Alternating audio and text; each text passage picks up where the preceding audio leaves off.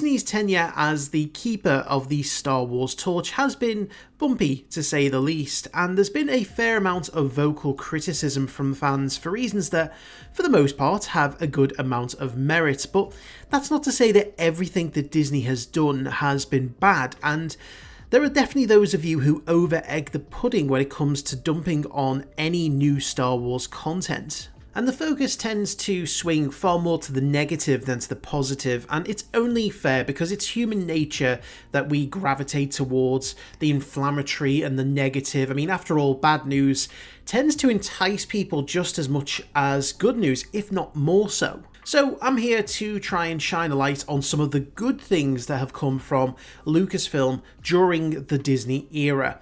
And there has been good Star Wars content. Even those of you who claim to outright hate Disney Star Wars can't deny that there's at least something that you've enjoyed about Star Wars in the last 15 years. So with that being said, I want to present to you some of my favourite Star Wars moments in the Disney era, and I'll be fair and I'll be making the same video for the prequel era, the original trilogy era, and also Legends, because all of them have their ups and downs, and I'd like to focus on the good rather than the bad.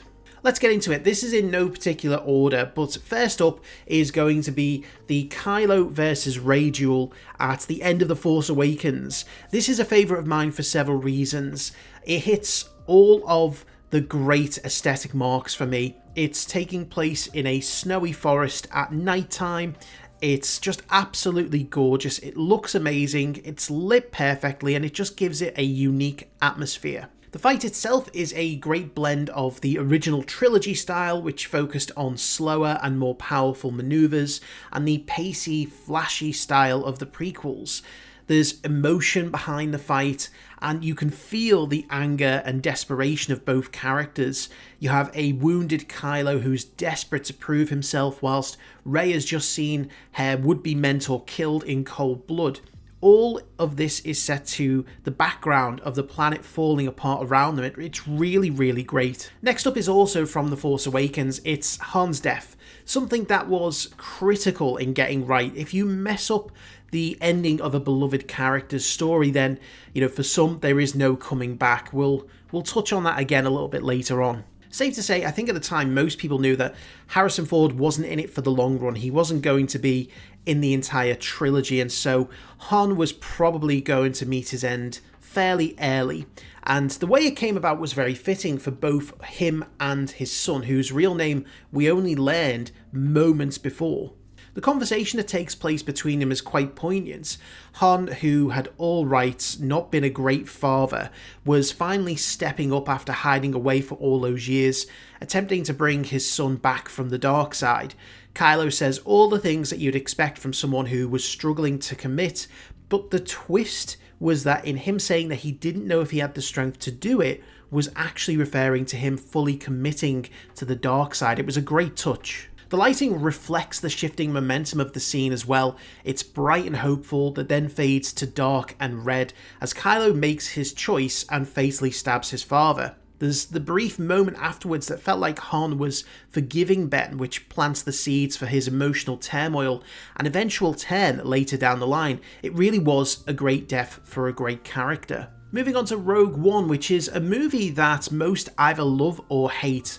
It's filled with nostalgia bait, characters that don't get a great deal of development, and it's extremely fast paced, so it's easy to understand why some don't like it. But I kind of love it, even with all its flaws. The best thing about this film, though, is the massive space battle at the end over Scarif. For me as a kid, it wasn't necessarily Luke and Vader that drew me into Star Wars, it was the space battles. The Battle of Endor was unlike anything that I'd seen, and it left an indelible mark on me growing up. So as we got more and more Star Wars content, I was kind of disappointed that we didn't get anything on a similar scale until Rogue One. Just two fleets of ships going at it with Star Destroyers, X-Wings, TIE Fighters, and it was given a good amount of time to develop and play out. The spectacle was visually impressive and exciting. The Hammerhead Corvette ramming the Star Destroyer remains a particular favourite moment. Now moving on to the world of streaming, and honestly, I could just put the entirety of Andor on this list, but I wanted to kind of cherry pick a particular moment. Now, Luthen's monologue with Lonnie in the depths of the Coruscant underworld was just the pinnacle of the show for me. It was the essence of everything the show got right. Clever and meaningful dialogue that wasn't packed full of nonsensical phrases. It was clever but not too clever, and it depicted the struggles that Luthen faced that were otherwise unspoken, having to sacrifice not just his life but his morals in order to fight the Empire, knowing that he was unlikely to survive. There are several speeches in Andor that really hit the spot and making you want to just rise up and fight, whether it's Saw's crazed ramblings to Wilman about huffing poisonous gas, or Marva's passionate funeral speech. They're just a few of the honourable mentions. The Book of Boba Fett had some good moments. I said it and I don't regret it. Sure, I didn't like the stuff with the mod bikers and most of the story in Mos Espa was very underwhelming, but what I really liked was the flashback story with Boba and the Tuskens. It just felt very real and raw, something a character like Boba Fett would actually do, using all of his knowledge and skill not just to survive, but to lead a tribe of nomads in epic battle. It was a great bit of storytelling about how a tribe that is seen as savage and brutal to the outside world was actually more humane and cultured than anyone had known. And it was a great bit of world building and was the only time that Boba Fett really felt like Boba Fett in the whole show. Now turning to animation, which actually makes up a good chunk of the content under Lucasfilm during the Disney era, and Season 7 of the Clone Wars I think is probably where we're going to focus first. It was particularly the final arc and the events of Order 66 and Ahsoka. Now, I'll admit I've become quite bored of Ahsoka content. She's been extremely overused, but it was still great to see her story when the Republic sort of crumbled, and there was a great fight in there with Maul that was again visually stunning. It was taking advantage of motion capture in animation, for the first time, and that led to the eventual betrayal of the clones. The story was quite emotional, finally seeing characters like Jesse turn on Ahsoka and then eventually meeting their end. It was a tough watch, but it was an ending that I think the Clone Wars really deserved. The show that supplanted Clone Wars also gets a mention here. Rebels is, again, a bit of a Marmite show. You either love it or you hate it. It's claimed by some as being a show for kids. I mean, as if Star Wars as a whole isn't really for kids anyway. But for me, it was just a fantastic story with a unique art style that did a lot to help expand the Star Wars world. Now, looking at the end of Season 2 and the showdown between Ahsoka and Vader inside of a Sith temple, it sounds pretty awesome, doesn't it? Now, add in the fact that you had Maul fighting Inquisitors, and it was a pretty cool episode overall. The fight, though, between Vader and Ahsoka was the cherry on the cake, and at the time, we had no idea if Ahsoka was going to die, so it was a very tense experience. There was a lot of great emotion, especially when Anakin was revealed beneath the mask. Yes, Rebels did it first, and Kenobi just copied it. But it had a fairly open ending, with Vader emerging as the victor. For its time, it was a great piece of animation, and something that I regularly go back and watch. Now, the Bad Batch raised a few eyebrows when it was first announced, and to be fair, the group hadn't exactly been involved in a lot of Star Wars stories. They only showed up in Season 7 of the Clone Wars, but nonetheless, the first and second season of the show actually turned out to be fantastic, and I definitely recommend going and watching it if you haven't already done so. Season 1 in particular, showing the experiences of the clones during the transition of the Republic to the Empire as they were being phased out and new stormtroopers were being brought in.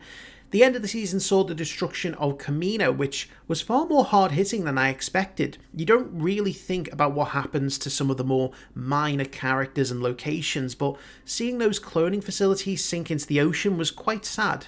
Now, you knew that I'd end up mentioning The Mandalorian on this list.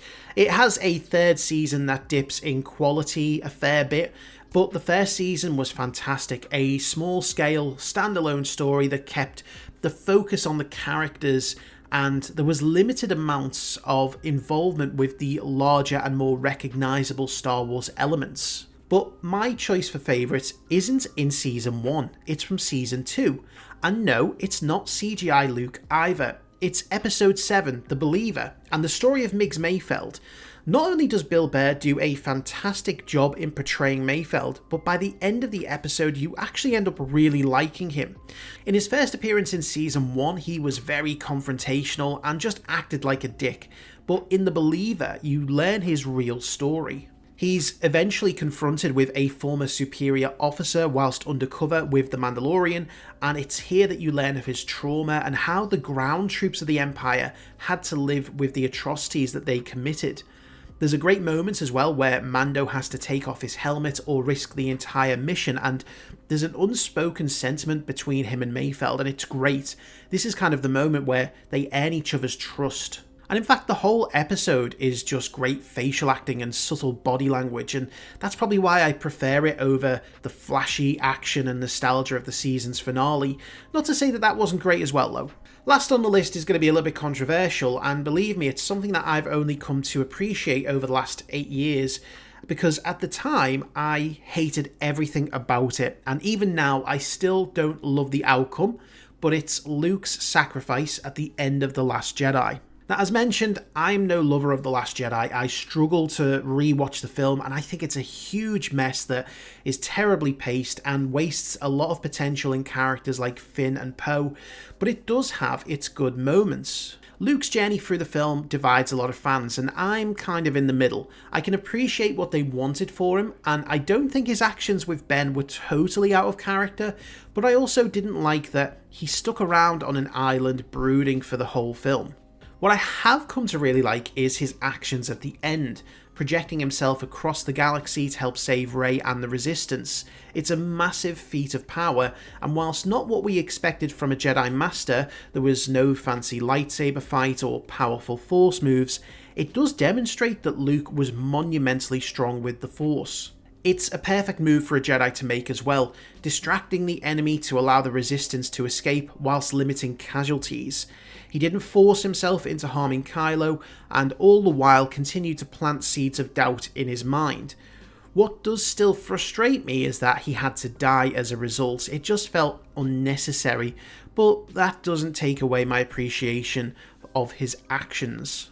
So there it is, and don't get me wrong, I could list many more good moments from the Disney era, but these are the standouts for me, and I don't think it's unfair to say that Disney has majorly fumbled Star Wars, but I also think it's disingenuous to say that everything they do is garbage, though no doubt that there's going to be a whole host of comments below telling me how Disney isn't canon, there's only 6 real Star Wars films, and nothing that Disney has done is worth a damn.